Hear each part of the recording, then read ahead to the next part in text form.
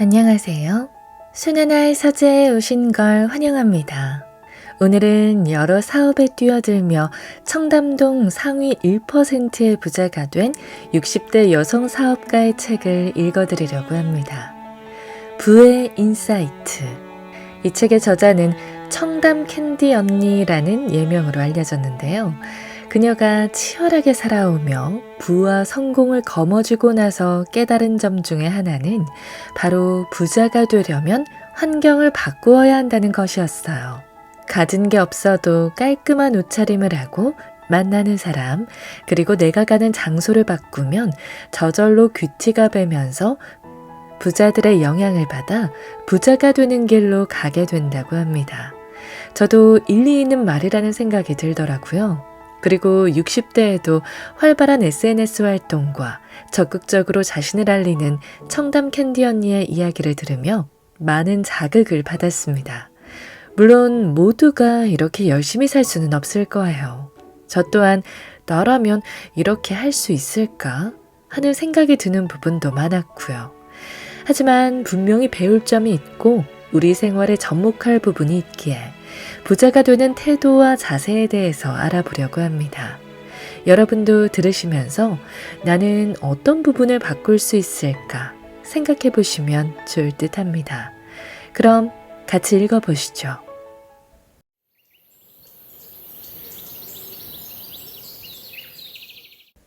부자가 되려면 옷차림부터 바꿔라. 외적으로 폼이 필요할 때가 있다. 처음 사업을 시작했을 때 일로 만났는데도 나에게 선입견을 갖는 이들이 많았다. 당시에는 여성 사업가들이 많지 않은 데다가 20대 여성 사업가는 더 없었기 때문이다. 큰 회사와 거래할 때면 상대방은 의심스러워하는 눈초리를 보이기도 했다. 어리니까 여자니까 돈이 없어 보이니까 쉽게 신뢰하지 못했던 것이다. 심지어 은행에서도 대출받기가 너무 까다로웠다. 당시 미혼인 나에게 남편에게 보증을 받아오라는 말까지 했다. 없는 남편을 어디서 데려오냐고 화를 냈던 기억이 난다. 20대에 비슷한 경험을 수없이 겪은 후 나는 전략을 바꿨다. 그때까지 대우자동차에 르망을 타고 다녔는데 20대 후반에 당시로서는 최고급 세단이었던 그랜저를 구입한 것이다. 최고급 차량이었던 만큼 당시 그랜저를 타는 사람은 소수에 불과했다. 그랜저를 타고 거래처에 방문했는데 처음으로 경비원에게 90도 인사를 받았다. 거래처의 태도는 정중했고 거래 역시 너무나 쉽게 성사되었다. 내 전략에는 그랜저만 있었던 것은 아니다. 나는 서류 가방에 일부러 현금을 가득 넣고 다녔다. 거래처에 금액을 지불할 때면 가방을 활짝 열어 돈다발을 보여주었다. 그랬더니 공장마다 돈 많은 여자라는 소문이 났다. 그때부터는 내가 공장을 찾아다니는 게 아니라 거래처들이 샘플을 들고 줄을 서서 찾아오기 시작했다. 이런 일도 있었다. 신사동에서 무역회사를 운영하던 나는 1996년 코엑스로 사무실을 이전했다. 그런데 얼마 지나지 않아 아셈타워를 세워야 한다며 사무실을 비우라고 했다. 많은 회사들이 나란 일을 하며 물러섰지만 나는 끝까지 버티며 협상을 제안했다. 옆 건물의 제일 높은 빌딩인 무역센터로 옮겨달라는 제안이었다. 당시 무역센터는 외국의 큰 기업이나 우리나라 기업 중에서도 중견기업이 입주해 있었다. 임대료도 비싸고 층마다 한두 기업만 있었다. 임대료가 800만 원 정도였으니 주위 사람들은 나중에 더 힘들어진다며 오히려 나를 만류했다. 체구가 작고 아담하지만 대범한 편인 나는 남들이 안 된다고 하면 더 도전한다.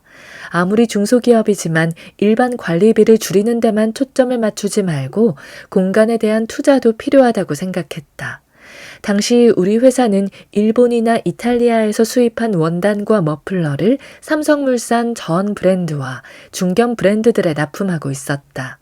그런 상황에서 무역센터 사무실은 그들에게 회사에 대한 신뢰감을 줄 수 있는 기회였다. 끈질긴 협상 끝에 결국 우리는 무역센터 34층에 60평 규모의 사무실에 입주할 수 있었다. 비즈니스 전략상 때로는 외적으로 보여주는 것이 중요한 순간들이 있다. 이것은 신뢰를 얻기 위한 전략을 말하는 것이지 남을 속이는 행동을 하라는 뜻이 아니다. 공정한 관계에서 비즈니스를 하기 위해서는 사람들을 만날 때 너무 굽신거리지 않아야 한다. 어깨를 펴고 당당하게 행동하고 깨끗한 옷차림을 하면 된다. 명품을 걸치라는 의미는 절대 아니다. 미국의 히스패닉계 사업가이자 동기부여가로도 활동하고 있는 댄 페냐의 말이 떠오른다. 은행에 돈을 빌리러 갈 때는 대통령을 만나러 가는 차림으로 가라. 때와 장소에 어울리는 외모를 갖추는 건 역시 PR의 중요한 일부다. 청담동 상위 1%의 소비 습관. 요즘 패션계에서는 콰이어트 럭셔리를 표방하는 일명 올드머니 룩이 유행이다.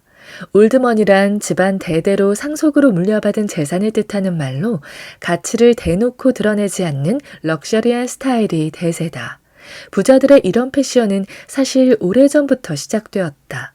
부자들은 브랜드 라벨이나 로고를 겉으로 드러내지 않는다. 그들은 제품의 품질이나 히스토리를 보고 구매하기 때문에 다른 사람에게 자랑하거나 보여줄 필요가 없다고 생각하기 때문이다. 30년 넘게 청담동에 살고 있는 나는 우리나라 상위 1% 부자들과 가까이 지내왔다. 그들은 사업이나 부동산, 미술, 여행 등에 관심이 많다. 사업은 개인의 성취를 떠나 사회적 역할을 할 수 있고 부동산은 자산을 일구는데 중요한 역할을 한다고 생각한다. 미술에 대한 관심도 상당해서 갤러리를 하는 분도 있다. 의미 있는 여행을 통해 비슷한 수준의 사람들과 교류하며 정보를 교환하기도 한다. 놀라운 사실은 성공한 부자들은 대부분 굉장히 검소하고 겸손하다는 점이다. 그들과 대화하면서 나는 한 번도 명품 브랜드에 관한 이야기를 들어보지 못했다. 지인 중에 청담동에 빌딩을 여러 개 보유하고 있는 부자가 있는데 겉모습은 너무나 수수하다. 어느 날 명품 가방을 들고 왔길래 물어보니 며느리가 선물해줬다고 답했다. 충분히 누릴 수 있는 상황인데도 명품 가방을 들고 부끄러워하는 소녀 같은 모습을 보고 많은 것을 깨달았다. 부모가 명품 브랜드를 선호하고 과소비를 하면 자녀들은 소비의 기준이 부모에게 맞춰진다. 자녀에게 돈을 버는 기술보다 돈을 소비하는 방법부터 가르쳐야 하는 것이 중요한 이유다. 나 역시 명품에 관해서는 비슷한 가치관을 갖고 있다. 나는 이탈리아 명품 브랜드 재고를 수입하는 것으로 이탈리아 비즈니스를 시작했다. 하지만 팔다 남은 재고를 사용하는 것 외에 내가 직접 명품을 산 적은 없다. 이탈리아를 대상으로 무역업을 하는 나를 위해 결혼 초에 남편이 불가리 브랜드의 목걸이와 반지를 선물해 주었지만 한두 번 착용하고는 금고 안에 넣어두고 잊어버리고 있었다. 물론 명품을 나쁘다고 생각하지 않는다. 다만 본인의 능력이나 자산에 비해 과소비를 한다면 부자 되기란 물 건너갔다고 할 수 있다. 돈을 모으는데 가장 기본이 되는 자세는 절약이다. 쇼핑이나 소비에서 행복을 느낀다면 종잣돈을 모을 수 없다. 종잣돈이라는 새싹이 땅 위로 올라오기도 전에 잘라버리는 격이니 돈나무가 가지를 키우고 잎을 피울 수 없다. 돈이 돈을 부른다는 말이 있다. 부자들은 돈을 눈덩이처럼 굴리는 것을 자주 본다. 요즘 같은 불경기에도 그들은 더 큰 부자가 된다. 항상 투자할 수 있는 현금을 보유하고 있기 때문이다. 부자가 되기를 원한다면 외적인 소비보다 자신의 가치를 올리고 자산을 증가시키는 공부에 시간과 돈을 써야 한다. 소비로 만족을 채우고 나를 표현하는 삶이 아니라 자신이 가진 있는 그대로의 가치로 스스로 빛나는 사람이 진정한 부자다. 명품 사지 말고 명품 되라. 언제부턴가 우리나라는 명품 소비 1등 국가가 되었다. 청담동 샤넬숍 앞에는 이른 아침부터 오픈런을 기다리는 사람들이 있다. 코로나 이후 한쪽에는 돈이 없다고 아우성인데 다른 한쪽에서는 수백만 원짜리 명품 소비를 하고 있다. 나는 명품을 안 산다. 왜일까? 내가 명품이 되면 되니까. 명품을 사면 내가 그 명품을 모시고 살아야 한다. 100만 원을 호가하는 티셔츠가 있어도 함부로 입지 못한다. 편하게 세탁기에 돌릴 수도 없고 달랑 한 번 입고 비싼 드라이를 맡길 수도 없기 때문이다. 오히려 삶이 불편해진다. 나는 대부분의 소비를 나 자신을 위한 공부나 경험에 투자하는 편이다. 아무리 비싸고 멋진 명품도 누군가가 훔쳐가 버리면 아무것도 남는 게 없다. 하지만 나에게 투자한 소비는 머릿속에 꽉꽉 채워져 아무도 빼앗아 갈 수 없다. 그리고 새로운 것을 배우는 데 대한 희열도 있다. 배움은 시간이 지날수록 나를 명품 인생으로 만들어준다. 어떤 공부부터 해야 할지 모르겠다면 지금 당장 절실하게 필요한 공부부터 하면 된다. 돈이 없으면 돈 공부를 하고 건강이 안 좋으면 건강에 대해 배우고 판매 스킬을 알고 싶으면 마케팅 공부를 먼저 해야 한다. 그리고 깊이 있게 들어가야 한다. 다만 여기저기 몰려다니며 배우는 공부 중독은 피할 것. 자신의 가치를 높이고 싶다면 명품 사지 말고 스스로 명품이 되라. 일상은 트렌디하게, 생각은 럭셔리하게. 나는 명품을 입지 않아도 트렌디해 보이고 싶다. 나이가 들어도 생각이 깨어있는 사람이 되고 싶다. 수십 년 동안 유럽 브랜드를 수입해왔기 때문에 명품을 입을 기회는 많았다. 처음 이탈리아와 거래할 때는 환율이 유로가 아닌 리라였다. 그래서 이탈리아 현지의 명품 브랜드 가격도 지금처럼 비싸지 않았다. 하지만 일하느라 바쁘고 활동적이었던 나는 편한 차림을 선호했고 구두보다 스니커즈가 더 편했다. 결정적으로 몇몇 브랜드를 제외하고는 공장에서 판매까지 유통의 전 과정을 알고 있던 내가 매장에서 소매가로 명품을 사기란 쉽지 않았다. 패션은 1년에 2시즌으로 나눠 주문을 받는데 6개월 이상 미리 다음 시즌 제품을 보게 된다. 새로운 컬러, 원단, 디자인 등 소비자들보다 트렌드를 먼저 접하게 되는 것이다. 그러다 보니 명품을 입지 않아도 내 감각이나 취향은 그 수준에 맞춰져 있었다. 니트에 스포츠 운동화, 거기에 스카프 한 장을 무심히 걸치면 패션이 완성되는 시기였다. 한 발 앞선 트렌드와 유럽의 문화를 자주 접하면서 나의 라이프 스타일도 변화했다. 다른 사람의 눈치를 보지 않고 와인 몇 잔으로 분위기를 낼 수 있으며 나이에 상관없이 좋아하는 일을 하면서 당당한 자세를 유지하고 있다. 일상을 트렌디하게 채워나가고 있는 것이다. 반면 내 생각은 전보다 더 품이 있고 더 포용력이 넓은 사람이 되고 싶다. 다행히 지금도 젊은 사람들과 만나면 어색하지 않고 대화가 끊이지 않는다. 그 이유는 오랫동안 해외를 오가며 자연스럽게 터득한 유연하고 열린 사고방식과 소통 능력 덕분이다. 농경시대의 사이클은 느렸다. 할아버지부터 아버지, 아들까지 3대가 같은 직업을 가졌다. 하지만 경제성장과 산업화를 거치면서 우리는 세대마다 달라진 환경과 새로운 직업을 접하고 있다. 20대에 앞서가던 사람은 40대가 되어도 남들보다 빠르게 변화에 적응한다. 세상이 수만 번 바뀌어도 하루 세끼 밥 먹듯이 평생에 걸쳐 공부하는 사람은 변화의 끝자락이라도 잡고 갈 수 있다. 나는 끝자락을 잡더라도 그 시대에 유행하는 것을 하고 싶다.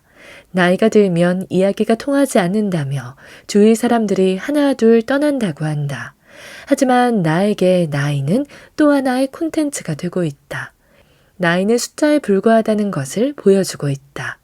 나이는 비록 꼰대일지언정 생각은 꼰대가 되지 말자고 매번 다짐한다. 당연하게도 디지털 세상에서 나는 지금의 세대를 앞서 나가지 못한다. SNS보다 홈페이지에 익숙한 나에게 개인 브랜딩의 시대에서 배워야 할 게 너무나 많다. 하지만 모르는 게 있으면 그들에게 물어보고 배우려 노력한다. 내가 아는 것에 머물지 않고 계속 배움으로써 생각은 꼰대가 되지 않기로 한 것이다. 결국 나이가 들어도 생각이 젊고 당당한 내가 되기로 한다. 환경이 사람을 만든다. 부자가 되는 과정은 혼자의 노력도 중요하지만 결정적인 요소는 어떤 환경이 그의 노력을 뒷받침해 주었느냐 하는 것이다.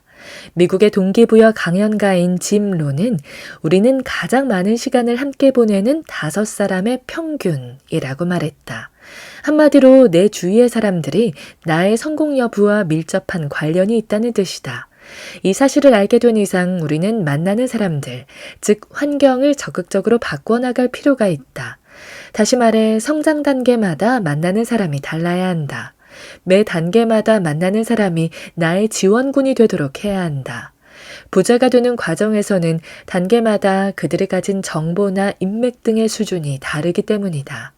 나는 정말 운 좋게도 젊은 시절부터 성공한 경제인들과 정재계의 다양한 인사들과 어울릴 수 있었다. 당시 나는 30대에 불과했지만 해외 무역을 하는 보기 드문 경력을 가진 커리어 우먼이었기 때문이다. 무엇보다 성실하게 살아가는 모습을 꾸준히 보여줌으로써 그들의 신뢰를 얻었고 그들은 내가 더 나아갈 수 있도록 지원을 아끼지 않았다. 자금 조달을 위해 대출이 필요할 때는 은행을 소개해 주었고 법률 자문이 필요한 경우에는 지인 중에서 최고의 변호사를 연결해 주기도 했다. 어려움을 토로하거나 도움을 요청하면 마술 지팡이라도 가지고 있는 것처럼 바로 해결해 주는 그들을 보면서 깨달은 것이 있다. 나 역시 누군가가 손을 내밀면 그에게 제공할 수 있는 특출난 무기 하나쯤은 마련해 두어야 한다는 사실이다. 이후 나의 무기는 사업에 관해 물어보면 언제든 그 고민을 기꺼이 들어주고 조언해 줄 수 있는 사람이 되었다는 것이다. 자신의 분야에서 최고가 되어라. 비록 최고가 되지 못할지언정 남에게 도움이 될 수 있는 정도만이라도 자신의 무기를 갈고 닦았으면 좋겠다. 남에게 가치 있는 사람이 되면 당신이 일부러 사람을 찾아가지 않아도 그들이 알아서 당신을 찾아온다. 그러면 어디에서든 쭈뼛거리지 않고 당당하게 자신의 자리를 찾아낼 수 있다. 사진을 잘 찍는다면 어떤 모임에 가서도 그 순간을 아름답게 기억하도록 해주는 멋진 사진을 찍어주는 사람이 될 수도 있고, 캘리그래피의 소질이 있다면 예쁜 카드를 만들어 사람들에게 선물하며 좋은 인상을 줄 수도 있다. 최고 경영자 과정을 이수할 때였다. 동기 중에 와인에 대해 모르는 게 없는 와인 애호가인 여성분이 계셨다. 최고 경영자 과정인 만큼 40대 이상의 수강생들이 많은 가운데 그녀는 비교적 어린 나이에도 불구하고 와인 동호회를 만들어 기업인들과 교류하며 친밀한 관계를 형성해 나갔다. 그녀를 보며 남들과 차별화된 자신만의 재능을 갖는 것이 얼마나 큰 무기가 되는지 다시 한번 깨달았다. 그러니 아무리 사소한 것일지라도 자신만의 무기를 갖기 위해 부단히 노력하자. 말투가 바뀌면 인생이 바뀐다. 내가 만나본 성공한 사람들의 말 속에는 대부분 격려와 공감이 있었다. 어린 시절의 나를 돌이켜보면 나는 칭찬할 만한 구석이 없는 아이였다. 하지만 아버지는 늘 나에게 칭찬을 아끼지 않으셨다.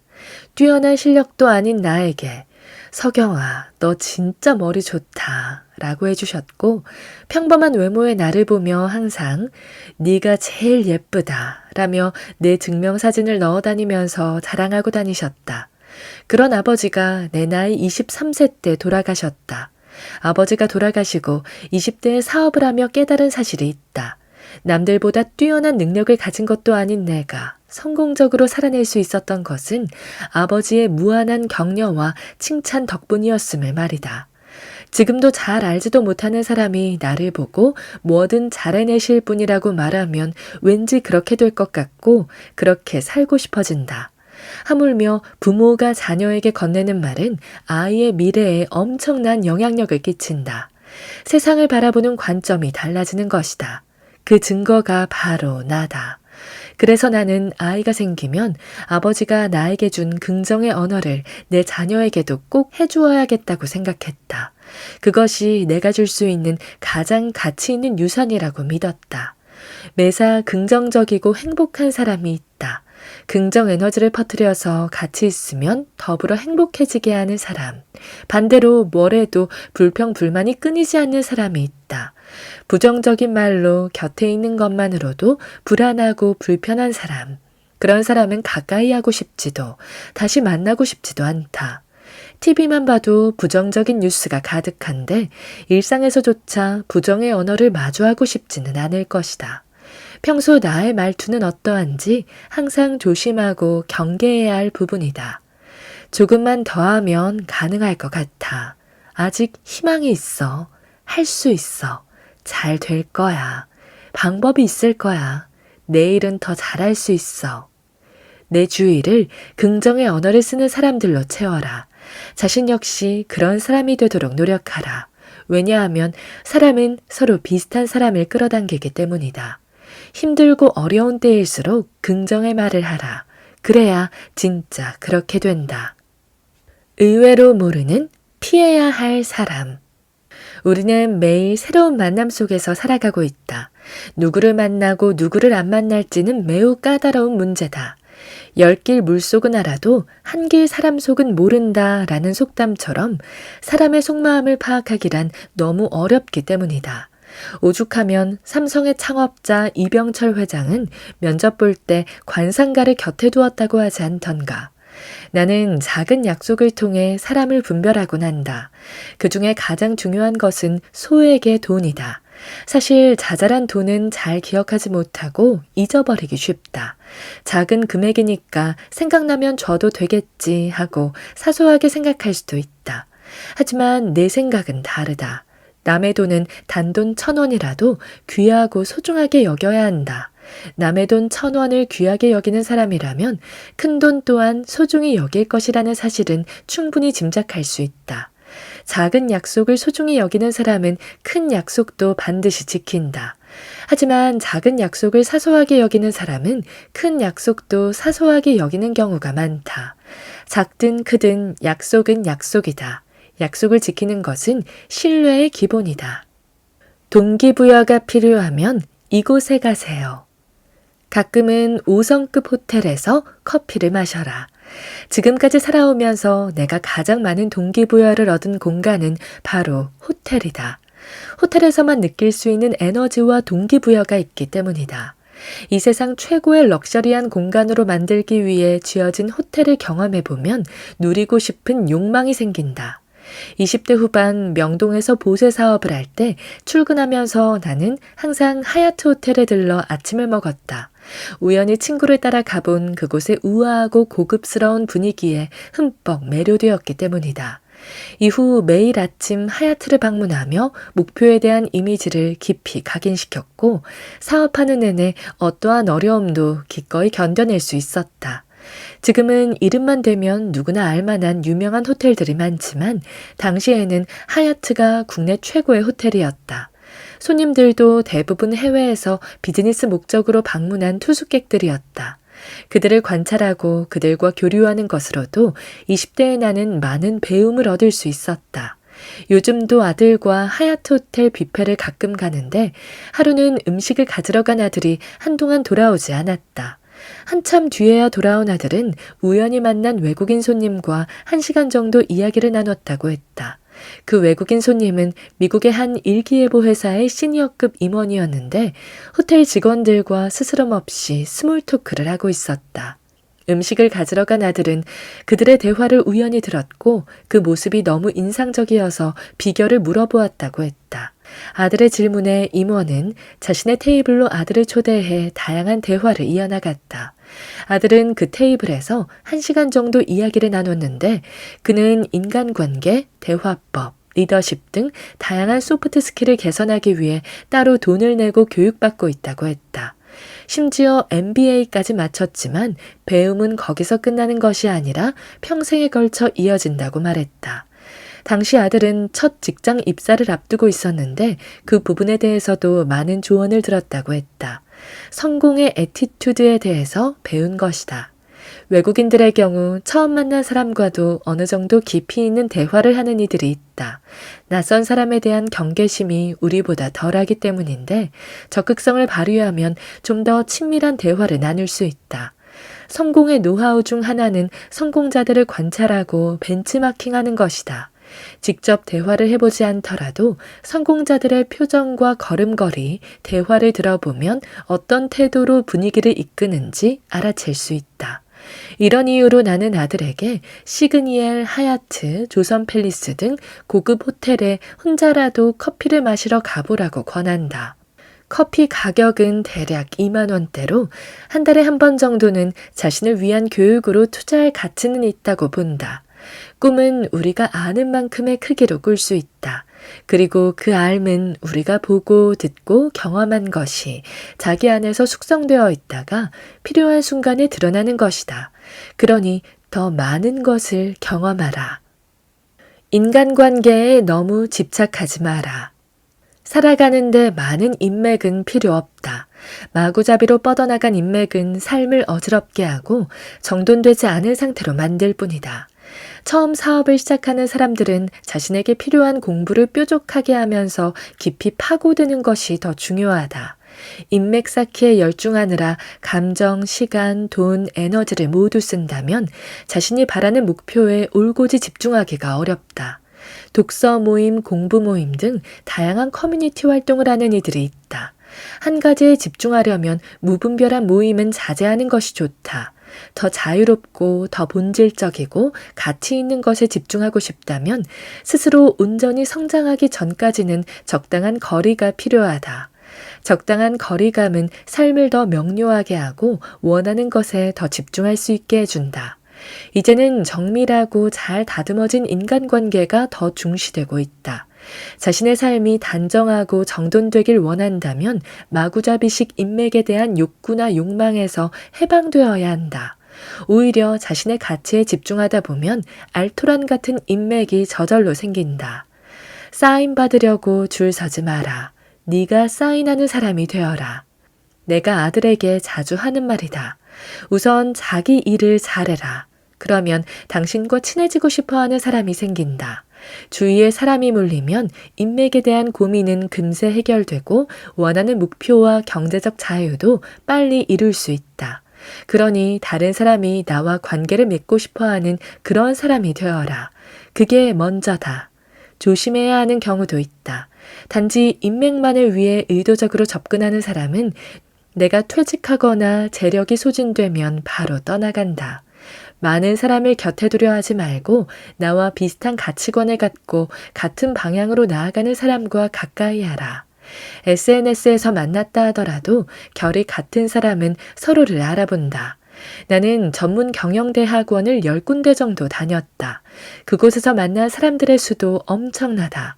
하지만 그들과 함께하는 골프 모임 등에 한 번도 참여하지 않았다. 지금도 골프를 치지는 않는다. 여러 사람이 모이려면 서로의 스케줄을 조율해야 하고 대학원에서 만나는 것으로도 원만한 인간관계를 이어갈 수 있었기 때문이다. 사업가에게 시간은 정말 소중한 자산이다. 시간 기준을 나에게 맞추고 무리하지 않는 범위에서 소통해도 인간관계에 아무런 문제가 없다. 타인에게 맞추기보다 나에게 집중하면서 인정받는 사람이 되면 사람들은 저절로 가까이 온다.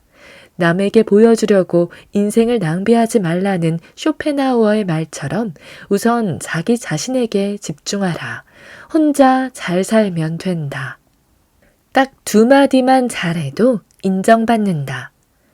평소 딱 2마디만 잘해도 잘 살아갈 수 있는데 바로 감사합니다와 미안합니다이다. 누구나 알고 있고 흔히 쓰는 가장 기본적인 말이다. 하지만 내가 만난 사람들 중에서 90%는 이 말을 제때 제대로 쓰는 사람이 없었다. 부모와 자식 관계는 물론 사회생활에서도 이 2마디만 잘해도 관계에서 문제가 생길 일은 없다. 수백만 원의 돈을 지불하며 리더십 교육을 받으러 다니는 사람들이 있다. 물론 아무것도 하지 않는 것보다 배움을 실천하는 것은 칭찬할 만한 일이다. 하지만 그보다 더 중요한 것은 평소 이 2마디를 잘하는 사람이 되는 것이다. 감사합니다, 미안합니다 라는 2마디만 잘해도 최고의 리더십을 발휘할 수 있다. 40여 년 동안 다양한 사업을 하면서 많은 직원들과 만났다. 그중에는 우리 부모와 비슷한 연배인 분들도 있었고 반대로 우리 아들과 비슷한 나이대의 직원들도 있었다. 그렇게 다양한 사람들과 일하면서도 큰 탈 없이 잘 지낼 수 있었던 것은 감사합니다, 미안합니다 2마디를 잘했기 때문이다. 직원이 일을 잘했다면 격려와 칭찬을 말로 직접 해야 한다. 그렇지 않으면 직원은 어차피 잘해봤자 득되는 게 없다고 여기고 딱 받는 월급만큼만 일한다. 또 사장도 실수할 수 있는데 그때는 자신의 실수를 바로 인정하는 자세가 중요하다. 사장이니까 하는 자존심에 입을 닫아버리면 직원들은 사장을 신뢰하거나 존경하지 않을 것이고 회사가 제대로 굴러가지 않을 것임은 확실하다. 관리가 아니라 관계를 맺으며 살아가자. 좋은 일과 나쁜 일은 항상 같이 온다. 행운과 불운은 항상 같이 온다. 나는 특별한 종교나 미신을 믿지 않는다. 다만 살면서 깨달은 것은 모든 순간이 좋을 수 없고 모든 일이 다 잘 될 수는 없다는 사실이다. 인생은 롤러코스터와 같이 오르막이 있다면 반드시 내리막이 있다. 그래서 좋은 일이 생겨도 크게 동요하거나 겉으로 드러내지 않으려고 노력한다. 내가 계획한 대로 흘러가면 좋겠지만 인생에는 수많은 변수가 있기 때문이다. 또한 좋은 일이 생겨도 겉으로 드러내지 않는 이유는 나에게 찾아온 좋은 일과 성공이 때로는 시기와 질투로 공격의 대상이 되는 경우가 있기 때문이다. 멀리 있는 사람은 박수 쳐주지만 오히려 가까이 있는 사람은 쉽지 않다. 아들에게도 항상 주의하라고 당부하는 부분이다. 코로나 팬데믹 기간에 코인과 주식으로 갑자기 많은 돈을 번 젊은이들이 있었다. 청담동 명품숍을 지나다 보면 명품으로 치장한 이들을 가끔 보게 된다. 그들을 붙잡고 이야기해주고 싶다. 어렵게 들어온 행운을 꽉 붙잡지 않으면 돈은 발이 달려 있어서 금방 도망가 버릴 거라고. 좋은 일이 찾아왔을 때 초연한 마음으로 받아들여라. 그리고 다음에 어떤 것이 찾아올지 미리 마음의 준비를 해야 한다. 사람들이 미리 샴페인을 터뜨리지 말라고 하는 것은 그냥 하는 말이 아니다. 명심해야 할 진심이 담긴 조언이다.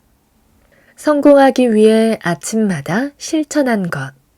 사업에서 중요한 것 중 하나는 잘 될 것이다 라는 자기 확신이다. 나는 스스로에게 확신을 주기 위해 매일 긍정 확언을 실천한다. 하루에 걸쳐 틈날 때마다 반복하고 아침에는 반드시 한다. 하나, 오늘 아침은 참 상쾌하다. 둘, 오늘은 왠지 좋은 일이 일어날 것 같다. 셋, 나는 특별한 능력이 있는 사람이다. 넷, 나는 체력이 좋다. 다섯, 나는 정신이 건강한 사람이다. 여섯, 나는 좋은 사람을 끌어당긴다.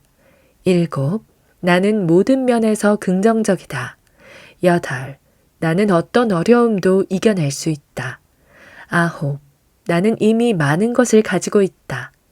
열, 나는 꼭 성공할 것이다. 긍정 확언을 하면서 나는 관점이 달라졌음을 느낀다. 문제가 생겼을 때 멘탈이 터지는 것이 아니라 좀 귀찮아졌네 하는 정도로 마무리된다. 한없이 무너져 내리는 게 아니라 한 가지를 더 배우고 성장할 수 있는 기회로 만들자고 다짐한다.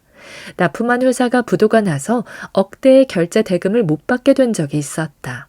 도저히 돈을 받을 수 없는 상황이라고 판단되었지만 나는 어떻게 살아남을 것인가에만 집중했다. 위로하기 위해 찾아온 사람들이 차분한 내 모습을 보고 놀랄 정도였다. 문제를 들여다보면서 나에게 일어난 일이 결코 상대방의 잘못만은 아님을 알 수 있었다. 상대의 신용을 세심히 살피지 않고 재정 상태 또한 정확하게 체크하지 않은 상태에서 무리한 거래를 시도했던 것이다. 그 경험을 통해 나는 일을 시작하기 전에는 상대를 면밀히 살펴보고 알아봐야 한다는 것을 배웠다. 오랜 기간 사업을 하면서 나는 다른 사람들보다 더 많은 난관을 거쳐왔다. 그때마다 내 능력의 한계를 뛰어넘는 도전을 하면서 오늘 이 시간이 지나면 모든 게 나아질 거야 라는 확신을 저버리지 않았다. 황당하고 기막힌 일은 한두 번이 아니었지만 대부분은 문제를 잘 해결하고 성장할 수 있었다. 성공적이고 행복한 인생을 살고 싶다면 자기 마음을 다스릴 수 있는 태도가 필요하다. 언제든 어려움이 닥칠 수 있다. IMF, 리먼 사태, 코로나 팬데믹처럼 언제 어디서 어떻게 터질지 모르는 문제도 있다. 어려움에 직면한 것이 자신의 부족함 때문이라고 탓하지 마라. 오히려 긍정 확언으로 스스로에게 용기를 북돋아주면서 하루라도 빨리 적응하고 해결책을 찾아내는 것이 성공에 더 빠르게 가는 방법이다. 진정한 부자들이 가장 중요하게 생각하는 한 가지. 압구정동과 청담동에 30여 년을 살아오면서 이웃에 사는 많은 성공한 사업가들을 만났다. 그런데 신기하게도 그들이 큰 소리로 다투는 것을 거의 본 적이 없다. 앞집, 옆집, 뒷집을 둘러봐도 인상 쓰면서 말하는 사람이 없다. 아이들이나 학생들도 목소리나 행동이 조용하고 온순하다. 오래도록 청담동을 담당한 택배기사님의 유튜브를 본 적이 있는데 엘리베이터를 타면 어린 꼬마들도 먼저 웃으면서 인사한다고 했다. 나도 비슷한 기운을 느끼는데 진정한 부자는 자신을 잘 드러내지 않는다. 이타적이며 겸손한 사람이 많다.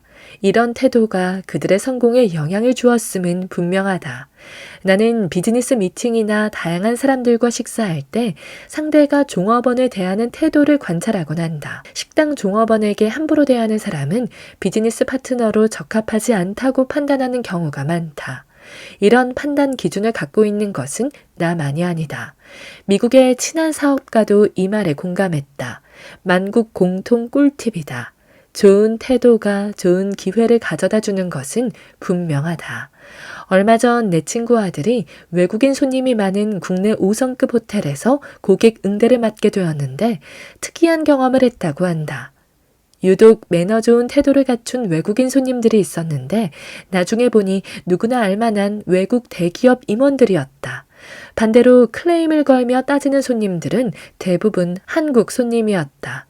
친구 아들이 경험한 일은 우리가 어떤 태도와 매너를 갖고 살아야 하는지에 대한 교훈을 준다. 가끔 작은 일에도 참지 못하고 분노를 표출하는 이들이 있다. 순간적으로 욱한 뒤 돌아서면 후회하면서도 그 순간을 참지 못하는 것이다. 문제가 생겼을 때 그 상황을 얼마나 성숙하게 대처하는가를 보면 그 사람의 인격이 보인다. 확실한 건 인성도 실력이다. 오늘 저와 함께한 시간 어떠셨나요? 편안한 시간이 되었길 바라며 또 들러주시길 기다리겠습니다.